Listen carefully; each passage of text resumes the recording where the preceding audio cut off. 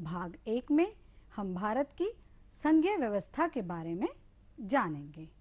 आज हम इस पाठ में क्या जानेंगे? भारतीय संघ का परिचय, संघ और राज्यों के बीच विधायी शक्तियों का विभाजन, संघ सूची, राज्य सूची और समवर्ती सूची, संघ सूची के प्रमुख विषय, राज्य सूची के प्रमुख विषय और समवर्ती सूची के प्रमुख विषय की जानकारी लेंगे। सरकार के 3 अंग, नंबर 1 व्यवस्थापिका, नंबर 2 कार्यपालिका और नंबर 3 न्यायपालिका के बारे में जानेंगे। इसके बाद हम संसद की संरचना स्थापित करेंगे। बच्चों, वर्तमान में हमारे देश में कितने राज्य हैं? 28। और केंद्र शासित प्रदेश कितने हैं? 8। तो आप मुझे बता सकते हो कि केंद्र शासित प्रदेश किसे कहते हैं? केंद्र शासित प्रदेश वे प्रदेश होते हैं जो केंद्र सरकार के अधीन होते हैं या सीधे सीधे जिन पर भारत सरकार का शासन होता है, उन्हें हम केंद्र शासित प्रदेश कहते हैं। अब आप सभी मुझे केंद्र शासित प्रदेशों के और उनकी राजधानियों के नाम बताएंगे। नंबर 1 दिल्ली की राजधानी दिल्ली, नंबर 2 पुदुचेरी की राजधानी पुदुचेरी, नंबर 3 अंडमान निकोबार की राजधानी पोर्ट ब्लेयर, नंबर 4 चंडीगढ़ की राजधानी चंडीगढ़ और नंबर 5 लक्षद्वीप की राजधानी कवरत्ती, नंबर 6 दादरा और नगर हवेली, दमन और दीव की राजधानी दमन, नंबर 7 जम्मू कश्मीर की राजधानी श्रीनगर और नंबर 8 लद्दाख की राजधानी लेह। अब आप ये सोच रहे होंगे बच्चों कि दादरा और नगर हवेली, दमन और दीव पहले 2 केंद्र शासित प्रदेश थे, लेकिन अब दोनों मिलकर एक केंद्र शासित प्रदेश हो गए हैं। ऐसा क्यों हुआ और कब हुआ? तो बच्चों, मैं आपको बताऊंगी कि 3 दिसंबर 2019 को संसद ने एक विधेयक पारित किया था। उसकी घोषणा 26 जनवरी 2020 को हुई। उस घोषणा में दादरा और नगर हवेली का दमन और दीव में विलय कर दिया गया। अब आप सोच रहे होंगे कि विलय का क्या मतलब है, इसका क्या उद्देश्य है? तो बच्चों, विलय का जो उद्देश्य है वो है कि वहाँ की प्रशासन जो व्यवस्था है वो बेहतर हो सके, वहाँ के नागरिकों को अच्छी सुविधाएं प्रदान हो सके। इसलिए दोनों केंद्र शासित प्रदेशों को मिलाकर एक केंद्र शासित प्रदेश बना दिया गया। अब आपको पता है बच्चों कि दिल्ली और पुदुचेरी 2 ऐसी केंद्र शासित प्रदेश हैं जिनकी अपनी विधानसभा, मंत्रिमंडल और कार्यपालिका हैं, लेकिन बच्चों इनके कार्य और शक्तियां सीमित हैं। इनके कुछ कानून राष्ट्रपति के विचार विमर्श और उनकी सहमति के बाद ही लागू होते हैं।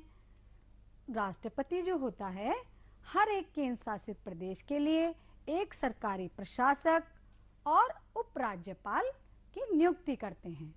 तो ये थे बच्चों हमारे केंद्र शासित प्रदेश।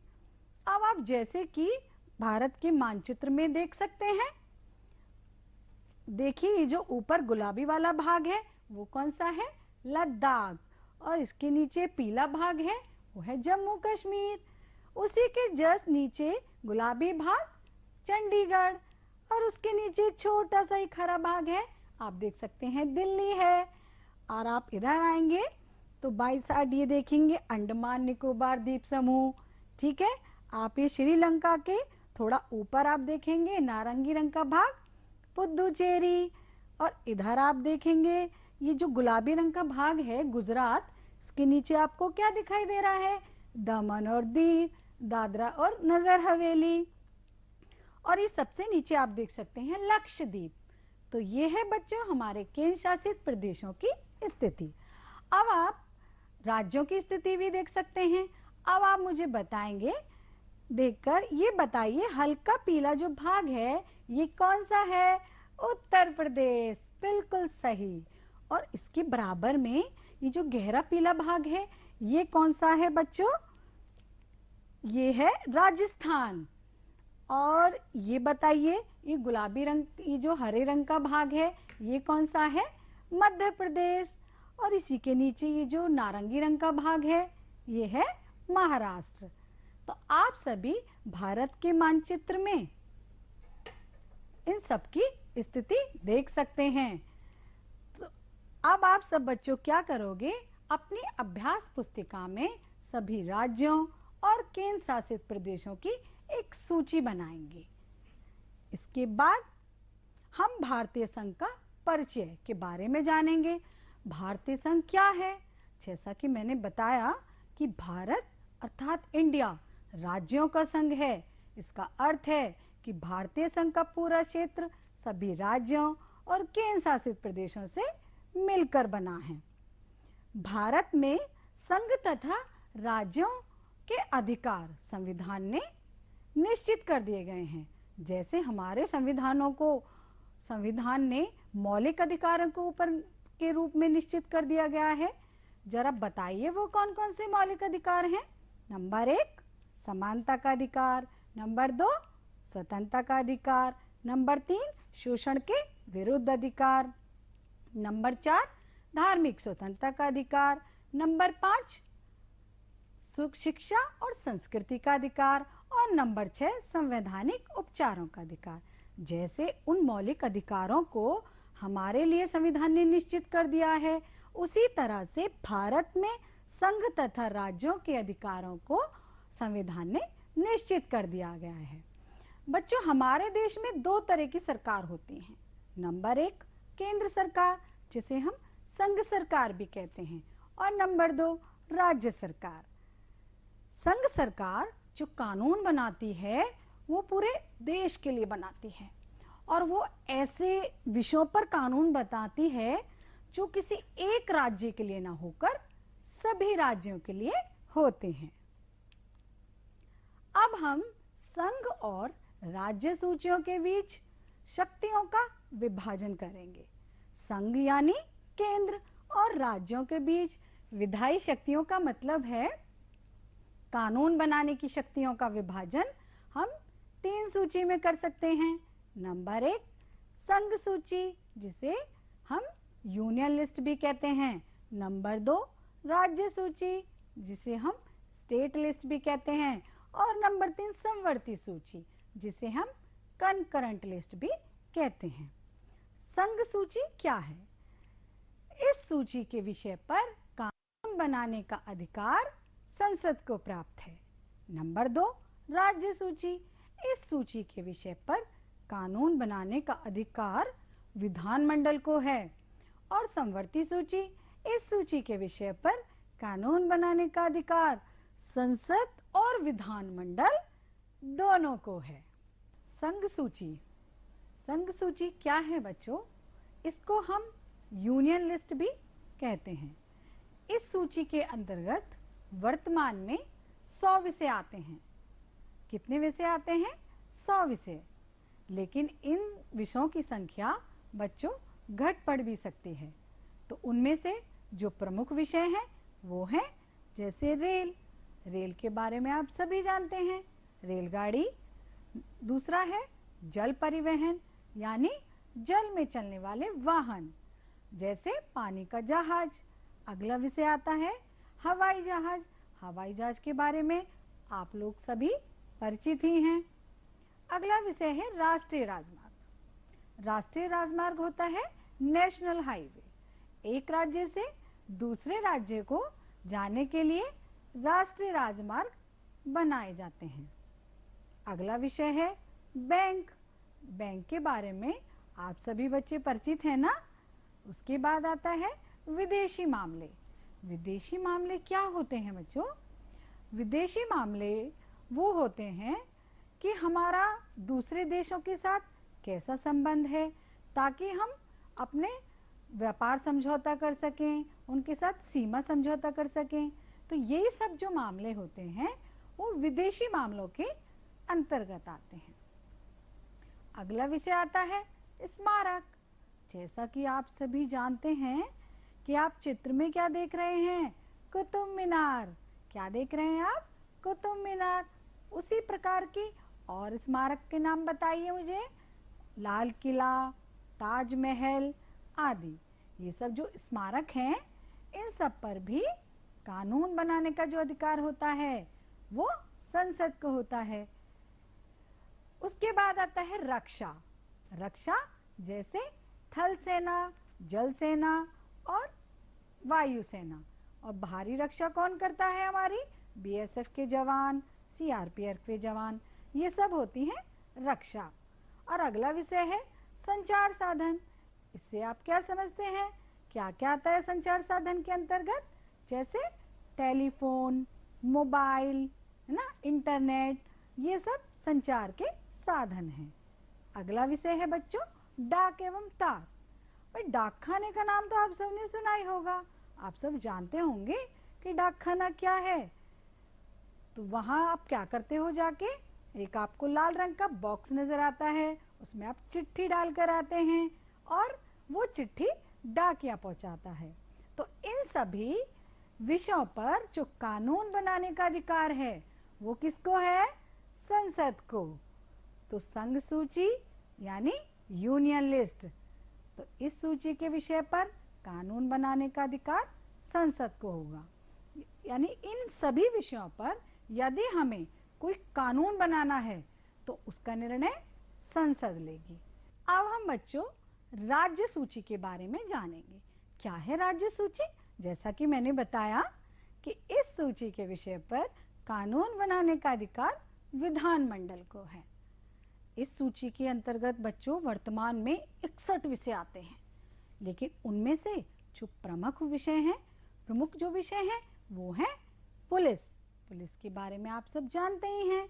स्वच्छता यानी साफ सफाई, मत्स्य पालन यानी मछली पालने का व्यवसाय, स्थानीय स्वशासन। स्थानीय स्वशासन क्या होता है बच्चों? गांव के अपने लोगों का शासन, यानी गांव में जो पंचायत व्यवस्था होती है ना, वो सब स्थानीय स्वशासन के अंतर्गत आती हैं। कृषि मतलब खेती।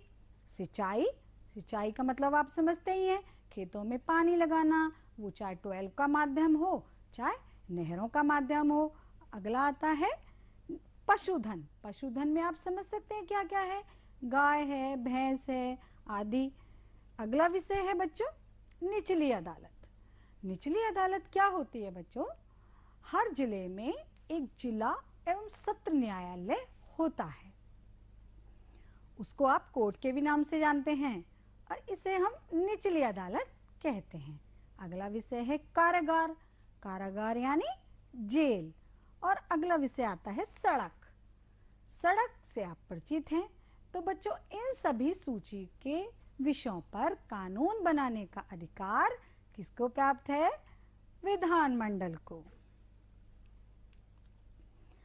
नंबर 3 है बच्चों समवर्ती सूची, जिसको हम कनकरेंट लिस्ट भी कहते हैं। तो समवर्ती सूची इन सूची के विषयों पर कानून बनाने का अधिकार संसद और विधानमंडल दोनों को ही है। किसको है? संसद और राज्य विधानमंडल दोनों ही इन विषयों पर कानून बना सकते हैं। इस सूची के विषय के अंतर्गत बच्चों वर्तमान में 52 विषय आते हैं। जैसे मैंने बताया कि इनकी संख्या घट बढ़ सकती है। तो अब इनमें से जो प्रमुख विषय हैं वो है चिकित्सा। चिकित्सा से आपको क्या समझ में आ रहा है? चिकित्सा होता है इलाज, डॉक्टर्स, अस्पताल आदि। अगला विषय है वन। वनों के बारे में तो बच्चों आप सभी जानते ही हैं। वनों से क्या लाभ है? वनों को काटना कानूनन अपराध है। अगला विषय है विवाह। विवाह जैसे शादी। और अगला विषय आता है बच्चों समाचार पत्र। समाचार पत्र क्या होते हैं? अखबार। फिर पुस्तकें। पुस्तकों से तो आप भली भांति परिचित हैं, क्योंकि पुस्तकें तो आपके जीवन का आधार हैं। इसके बाद आता है शिक्षा। शिक्षा का मतलब है पढ़ना लिखना। और उसके बाद आता है बच्चों उद्योग। उद्योग से आप क्या समझते हैं? उद्योग होता है जैसे फैक्ट्री, कंपनियां आदि। बिजली। बिजली जैसे लाइट जो हम सभी के घरों में उपलब्ध है, तो आप सब जानते ही हैं बिजली के बारे में। और परिवार, इसके बाद है धार्मिक संस्थाएं। धार्मिक संस्थाएं का क्या मतलब है? आप क्या समझते हैं धार्मिक संस्थाओं से? जैसे मंदिर, और बताइए, मस्जिद, गुरुद्वारा, चर्च आदि। तो बच्चों, इन सभी विषयों पर कानून बनाने का अधिकार संसद और राज्य विधानमंडल दोनों को ही है।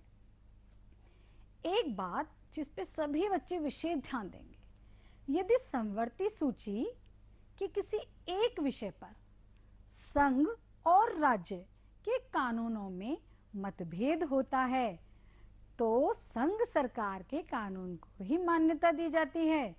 जैसा कि हम मान लेते हैं, चलिए हम कल्पना करते हैं बच्चों, जैसे समवर्ती सूची का एक कोई भी विषय हम ले लेते हैं, आप कोई भी ले सकते हैं, उद्योग है, बिजली है, परिवार है, कोई भी विषय, उस पर संघ सरकार और राज्य सरकार के कानूनों में मतभेद हो गया। मतभेद का मतलब होता है विचारों का ना मिलना। तो जब मतभेद हो गया तो किसके सरकार को मान्यता दी जाएगी? संघ सरकार के कानून को। बताइए बच्चों, तो किसके कानून को मान्यता दी गई? संघ सरकार के कानून को मान्यता दी जाती है। तो ये थे बच्चों हमारी 3 सूचियां। कौन कौन सी बताई मैंने? संघ सूची, नंबर 2 राज्य सूची और नंबर 3 समवर्ती सूची। अब हम बच्चों सरकार के 3 अंग के बारे में जानेंगे। कौन कौन से हैं सरकार के 3 अंग? नंबर 1 व्यवस्थापिका, नंबर 2 कार्यपालिका, जैसा कि आप चित्र में देख रहे हैं ना, और नंबर 3 न्यायपालिका। बच्चों, हमारे संविधान में एक व्यवस्था और की गई है कि यदि भविष्य में नए विषय पर कानून बनाना हो तो उसका अधिकार भी किसको होगा? संसद को ही होगा। सरकार के 3 अंग, ऑर्गन्स ऑफ गवर्नमेंट, जैसा कि मैंने अभी बताया, कौन कौन से हैं बताइए सब। नंबर 1 व्यवस्थापिका, नंबर 2 कार्यपालिका और नंबर 3 न्यायपालिका। तो व्यवस्थापिका क्या है बच्चों? व्यवस्थापिका, इसको केंद्र में हम संसद और राज्य में विधानमंडल कहते हैं। क्या कहते हैं? केंद्र में संसद और राज्य में विधानमंडल कहते हैं। इसका क्या कार्य होता है? कानून बनाना। क्या कार्य है बच्चों इसका? कानून बनाना। कानून एक ऐसा शब्द है जिसे आप सब अखबारों और टीवी के माध्यम से सुनते और पढ़ते ही होंगे। आपकी जानकारी के लिए एक बात बता दूं कि जो कानून है वो उर्दू का शब्द है, जिसे हम हिंदी में विधि और इंग्लिश में लॉ कहते हैं। बताइए बच्चों, कानून को हिंदी में क्या कहते हैं? विधि, और इंग्लिश में लॉ कहते हैं। अब हम देखते हैं सरकार का दूसरा अंग, कार्यपालिका। कार्यपालिका, जिसको केंद्र में केंद्रीय मंत्रिपरिषद और राज्य में राज्य मंत्रिपरिषद कहते हैं। इसका कार्य क्या होता है? कानून लागू करना। क्या कार्य है इसका? कानून लागू करना। और नंबर 3 आता है बच्चों न्यायपालिका। न्यायपालिका को आप कोर्ट के नाम से भी जानते हैं। इसको हम केंद्र में उच्चतम न्यायालय यानी सुप्रीम कोर्ट और राज्य में उच्च न्यायालय यानी हाई कोर्ट कहते हैं। इसका क्या कार्य होता है? न्याय प्रदान करना। क्या कार्य है बच्चों? न्याय प्रदान करना। चलिए एक बार हम फिर से बताते हैं कि सरकार के 3 अंग हैं। नंबर 1 व्यवस्थापिका, नंबर 2 कार्यपालिका और नंबर 3 न्यायपालिका। अच्छा, इनके कार्य बताइए। व्यवस्थापिका का कार्य कानून बनाना, और कार्यपालिका का कार्य कानून लागू करना, और न्यायपालिका का कार्य न्याय प्रदान करना। बच्चों, अब हम संसद की संरचना के बारे में जानेंगे। संसद की जो संरचना है वो कैसे स्थापित होती है, संसद क्या है, तो ये सब हम जानेंगे बच्चों। संघ या केंद्र की व्यवस्थापिका को हम संसद कहते हैं। इंग्लिश में इसे हम पार्लियामेंट भी कहते हैं। क्या कहते हैं? पार्लियामेंट। तो क्या बताया बच्चों मैंने अभी? संघ और केंद्र की व्यवस्थापिका को संसद कहते हैं। जो संसद है उसका महत्वपूर्ण कार्य क्या है? उसका महत्वपूर्ण कार्य है कानून का निर्माण करना। इसका मतलब है कानून बनाना और कानून बदलना। जो भारतीय संसद है बच्चों, वो राष्ट्रपति, दोनों सदनों, लोकसभा और राज्यसभा से मिलकर बनती है। अब लोकसभा और राज्यसभा, इसके बारे में बच्चों हम अब अगले भाग में जानेंगे।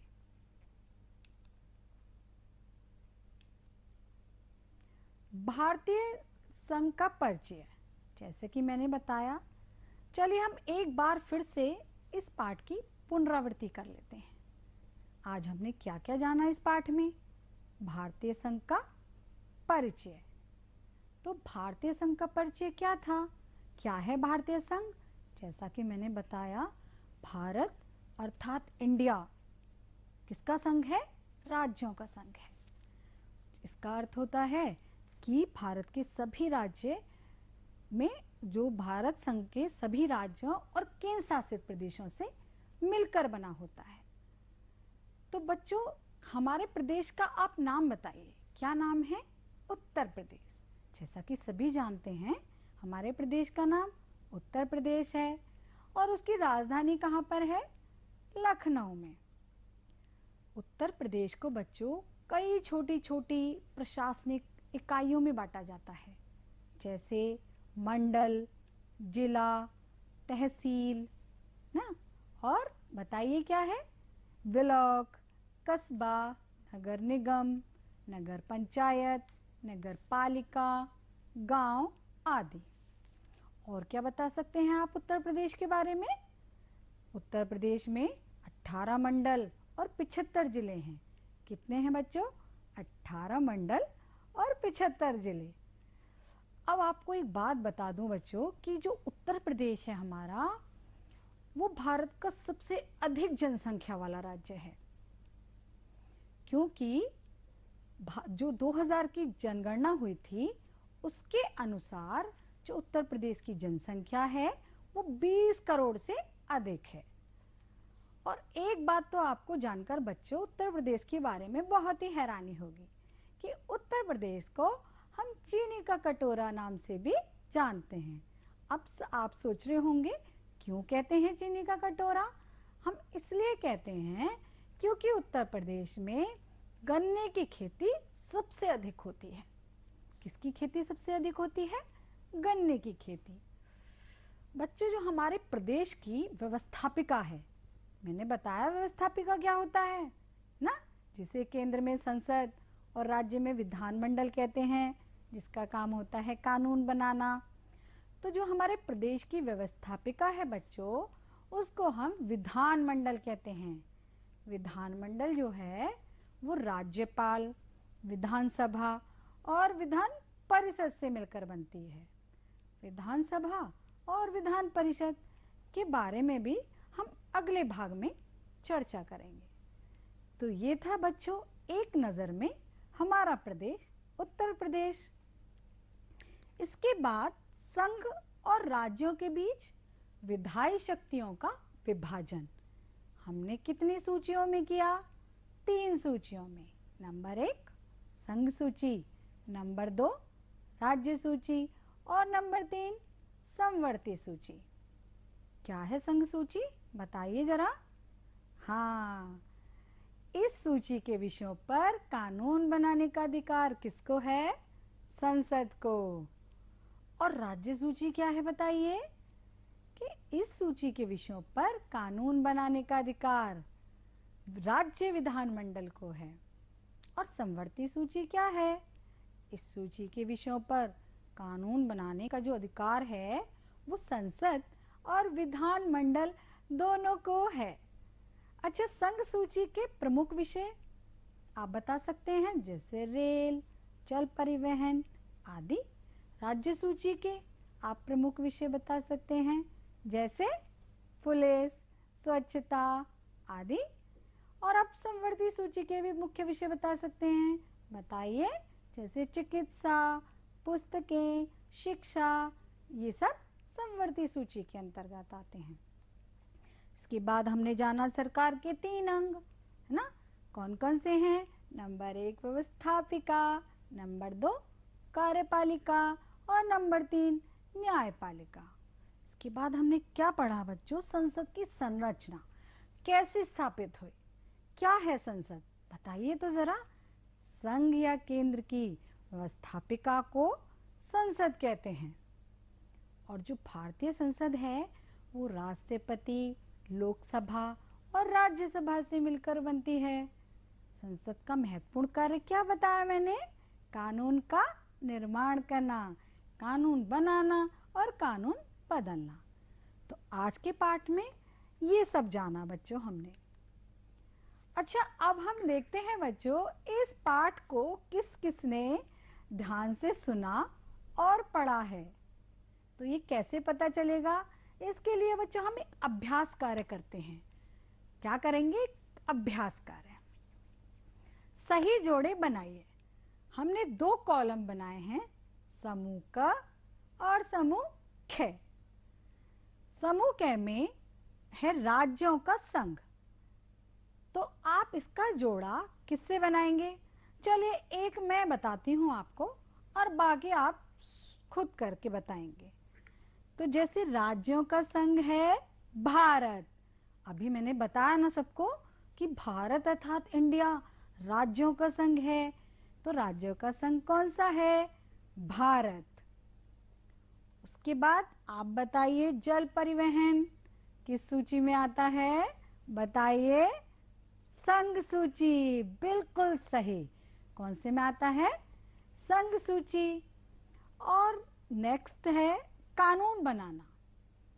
बताइए जरा, कानून बनाना किसका कार्य बताया था मैंने, बताइए किसका कार्य बताया था कानून बनाना।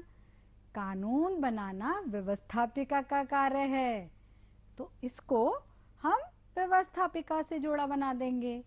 अगला है शिक्षा और पुस्तकें। शिक्षा और पुस्तकें बताइए किस सूची के अंतर्गत आते हैं, बताइए किस सूची के अंतर्गत हैं, संवर्ती सूची। हाँ, शिक्षा और पुस्तकें संवर्ती सूची के अंतर्गत आते हैं। अगला है कार्यपालिका। तो कार्यपालिका का क्या कार्य है, कानून लागू करना, बिल्कुल सही। तो यह इसका मतलब है बच्चों ये पाठ आपने बहुत ही ध्यान से सुना है और पढ़ा है। अब आप बच्चों स्वयं करेंगे। इन प्रश्नों के उत्तर आप एक उत्तर पुस्तिका में लिखेंगे। नंबर 1 भारतीय संघीय व्यवस्था का प्रमुख लक्षण क्या है। नंबर 2 केंद्र सूची, राज्य सूची और संवर्ती सूची के 2 विषय लिखिए। और नंबर 3 संसद के दोनों सदनों के नाम लिखेंगे। ये कार्य आप बच्चों स्वयं करेंगे। प्रोजेक्ट कार्य, अब एक प्रोजेक्ट कार्य करेंगे सब बच्चे। क्या आपके विद्यालय में बाल संसद का गठन किया गया है? यदि हाँ, तो उसके उद्देश्य और कार्यप्रणाली आदि के बारे में अपनी नोटबुक में लिखेंगे। ये प्रोजेक्ट कार्य सभी बच्चे करके लाएंगे। इसके बाद अगले भाग में बच्चों हम दोनों सदन, लोकसभा, राज्यसभा